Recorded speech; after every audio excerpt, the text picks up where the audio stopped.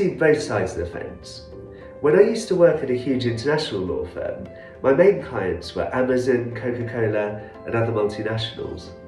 Now these corporations have legal budgets of millions of pounds, and you don't need me to tell you that's not true of small businesses. But having acted for SMEs for the last decade or so, the fact is that small businesses face many of the same legal issues as multinational corporations. So we need to find pragmatic solutions. One cost-effective way of achieving decent contractual protection can be to get a relatively standard set of template contracts prepared to reflect your commercial terms with most customers or suppliers. That way, you may be able to fill in the blanks yourself and perhaps negotiate the odd commercial amendment. And then you will only need to engage your lawyer for the occasional question or issue with particularly important counterparties. Now, this is often primarily a tax and accounting decision in practice based on the advice of your accountants. But there are important legal considerations at play. The clue is in the name. Limited liability can be an important protection for business owners. Now, it usually doesn't make sense to pay your lawyer hundreds or even thousands to incorporate a simple limited company.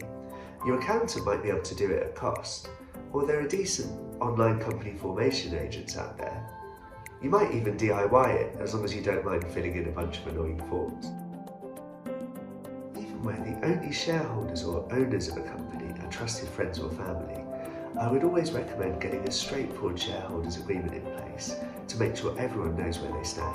We can usually keep the legal costs down if all parties are comfortable relying on the advice of just one lawyer. The required legal documentation will probably be more complex though if there's an arm's length private equity investor involved. But then, if they're willing to provide significant levels of investment, it may well be worth it. There's often a delicate balance to be struck between getting the funding the company needs to take it to the next level without giving up too much control to equity investors.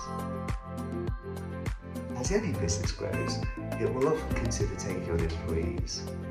Of course, an alternative option is to hire freelance contractors, which may carry less long-term commitment but may come at a greater cost. Either way, in my view, it's always worth putting decent written contracts in place, or it really can come back to bite you later. We can often prepare one or two relatively straightforward template contracts tailored for the main roles in the business, so you can potentially minimise ongoing legal costs by filling in the blanks yourself for multiple employees or consultants hired on similar terms. Recently, I helped a relatively young client who wanted to move out of the profitable business he'd founded to spend more time with his young family.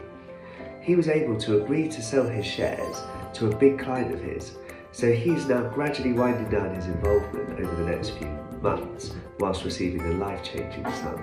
Succession planning is something every business owner needs to consider sooner or later, and many leave it too late. There will inevitably come a time when you're either looking to change your life or career or simply retire. And if your business is successful, it can be a real shame just to wind it up.